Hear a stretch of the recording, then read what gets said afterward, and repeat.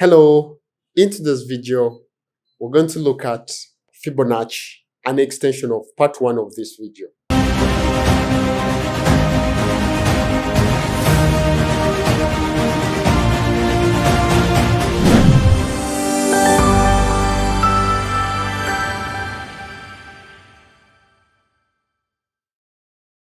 My name is Sewankambo Isma. I do welcome you back to my YouTube channel. Thank you for liking, subscribing, and also sharing this particular video.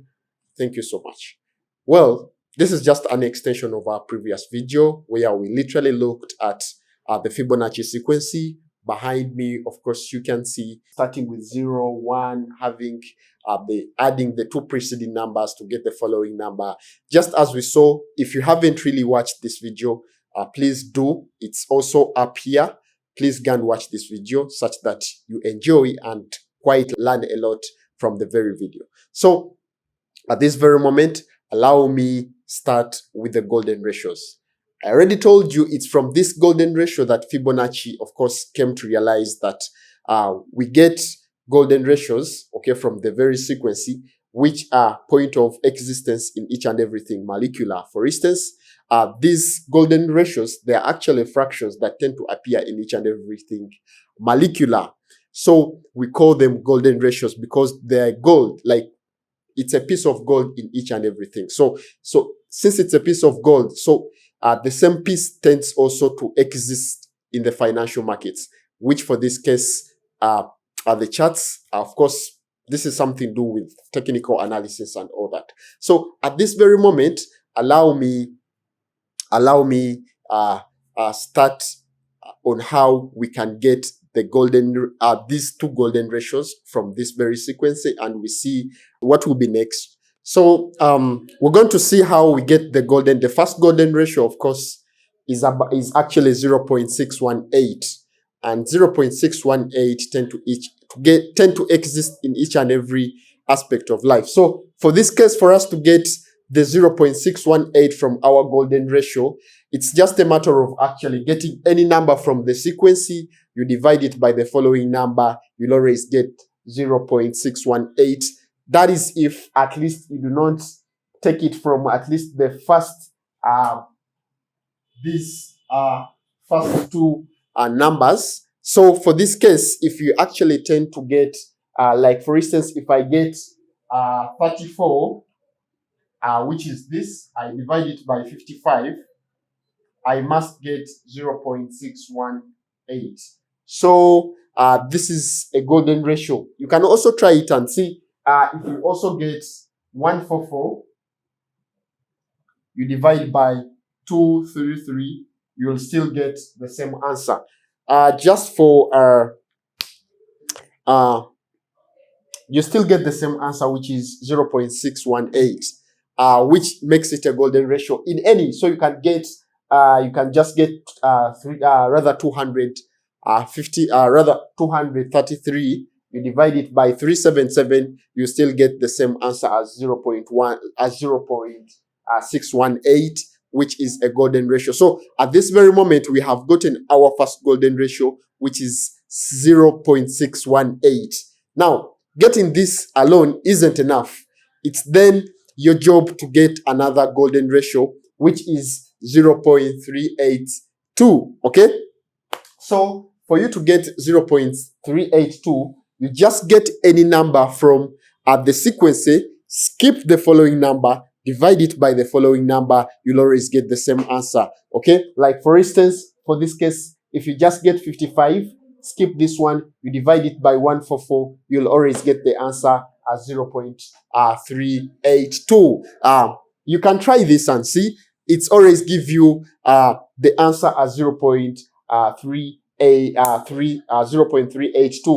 Or you can just get 144, you divide it by 377, you'll still get the same answer as 0.382. So this is our golden ratio. And now, after getting this, it's now your job to know how you do the conversions. Like I've told you, it's a matter of you knowing the standard measure of a particular molecule, of a particular aspect that you're dealing with. Like for instance, if they are fits, then you have to convert these two, like the 0.618 and the 0.382, into that standard measure. So if you're dealing with heights, if you're dealing with liters, if you're dealing, you just need to do the conversions. So when it comes to the financial markets, the standard measure that we're going to convert these two golden ratios into are simply going to be percentages, because at some point, as markets are moving up and down, we all know the standard measure of actually the markets, or the smallest best unit of any market movement, is a pip, and a pip stands for a percentage in points. Some books say a percentage in points, others say pips in percentages. So it means that now we will have to deal with the conversions into percentages. So at this very moment, for you to convert this into percentages, it's a matter of you multiplying by 100. So if there are degrees, you multiply, you do the conversion into degrees. So if there are liters, like I've told you, you do the conversions into liters. Now for this case, we are doing the conversions into percentages.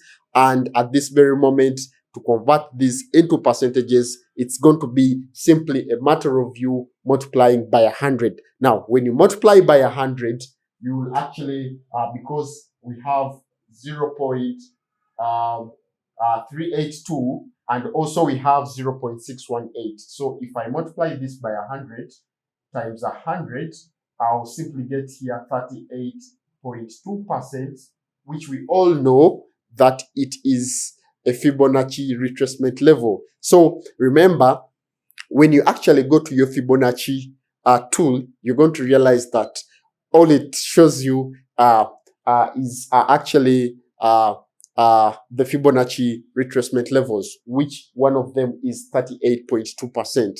So we see how we get this. So it's not just a matter of you knowing the Fibonacci retracement tool, but it's a matter of you knowing where it comes from, why the 38.2%, a 38.2%, not just cramming and not knowing where all this comes from. And then the other thing that we should get here, when we get 0.618 times 100, we will simply get a 61.8%, which is still also another Fibonacci retracement level. So, of course, when you come to the Fibonacci retracement tool, you realize that there are actually three Fibonacci retracement levels. That is the 38.2%, 61.8%, and then the 50%.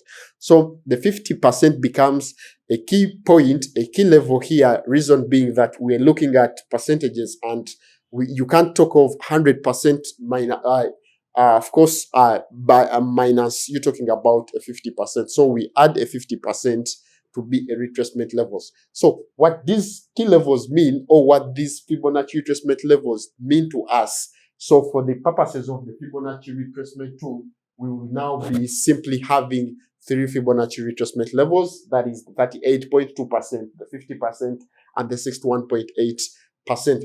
So these ones are simply point of strength when it comes to the financial markets. So it's a matter of you having point A, point B, as we will see how you are supposed to trade with the Fibonacci, mainly if you're trading the financial markets. So we shall tell you the type of markets you're supposed to trade the Fibonacci with, especially when it comes to the financial markets, the time frame, the style, which instruments are better to trade with, the considerations before you deploy the Fibonacci retracement tool when you are trading the financial markets. So I was explaining to you that as you actually using this Fibonacci retracement tool, some of the things that you should know is that they are key points, they are point of strength in the financial markets. So they are in one way or the other working as support and resistance level. So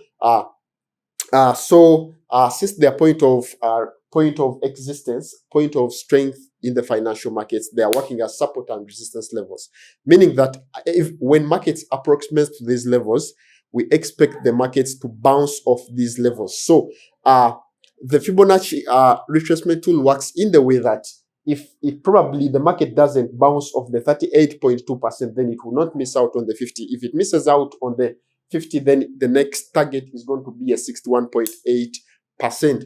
The moment this is broken, it means that now this no longer works as a point of strength, and probably the market has missed, or it has changed the directions. Minus that, then it means that the market has to probably bounce off these levels, and probably you know what to do next the moment it shows some signs that it's really bouncing off the financial markets. So it will mean that it's high time for you to buy, or it's high time for you to sell. So they are working as a point of support or resistance. Let me show you how we are supposed to be using the Fibonacci.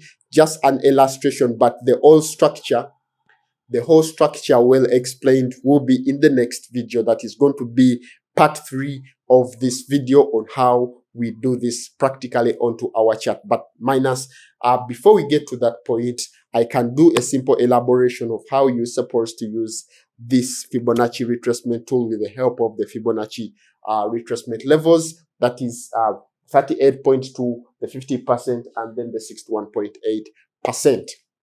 So let me show you how these are supposed to be applied and how we are supposed to have an insight of how this works in the financial markets. So let's get ready to see the robust of the Fibonacci retracement tool.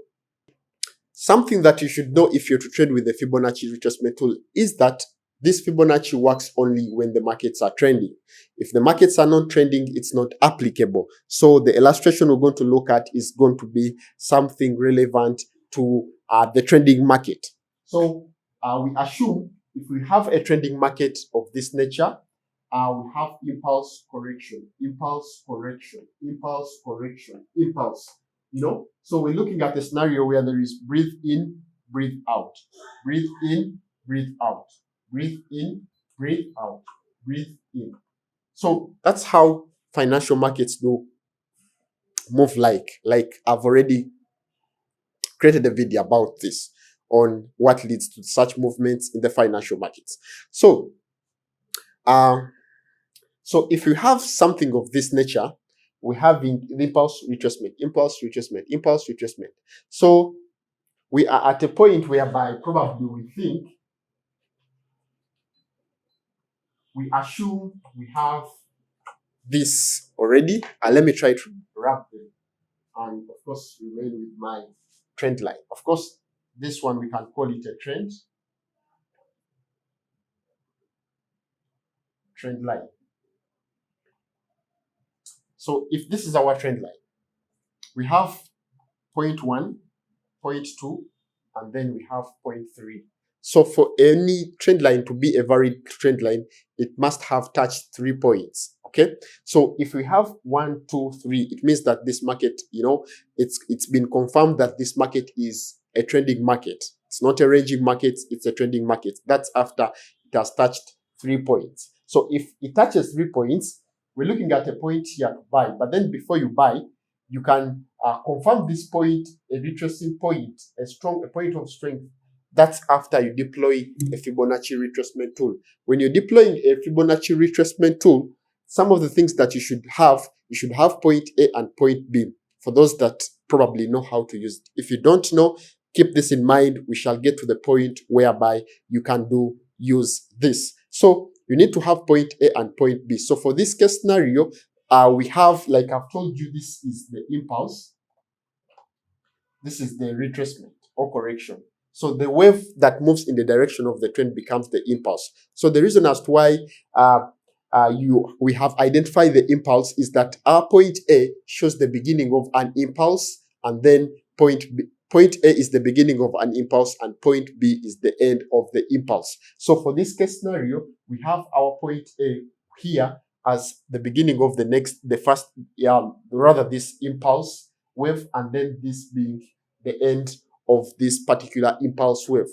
Meaning that the moment you have A, B, automatically the Fibonacci retracement tool will draft different key levels, okay, that will be point C. So point C, which is going to be somewhere here, is going to be a Fibonacci retracement level. So the moment you have A, B, you have dragged the Fibonacci retracement tool like A, B, the highest of the impulse and the lowest of the impulse.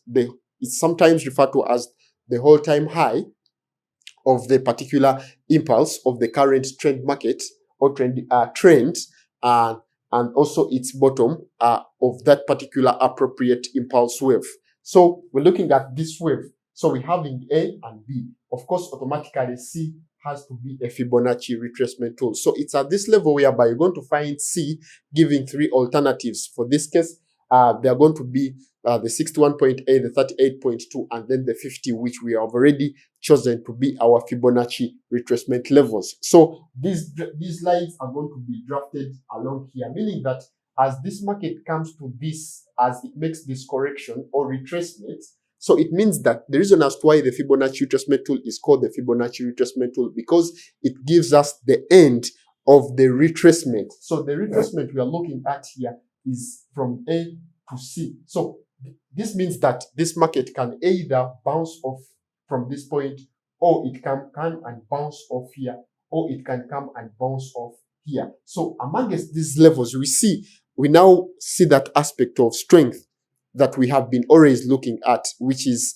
from all the way from the golden ratios that are probably were declared to be provisions of point of strength in each and everything molecular. So at this very point, we see that these levels, that if market doesn't retrace from a bounce off this and create the next impulse, then it will be this very point. If it's not this very point, then it's going to be this very point.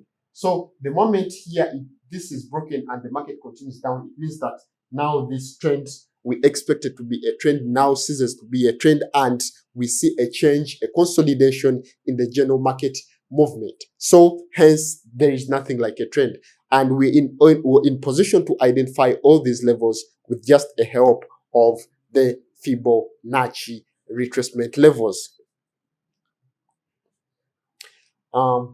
So you're either in position to buy or to sell the market. So you can buy probably here, not only because of anything, but because of the Fibonacci retracement levels. So in the next video, I'll be providing the provision on how you can do all this by simply practice hands-on. Make sure you don't hesitate. Be ready to watch part 3 of this particular video that will make the end of the Fibonacci in particular. Thank you so much. If you haven't subscribed, please do. Also click onto the bell such that you do not miss out all the videos, or you're the first one to watch all the videos that we release. Thank you so much. I do really sign out. I've been Isma. Thank you so much. Bye-bye.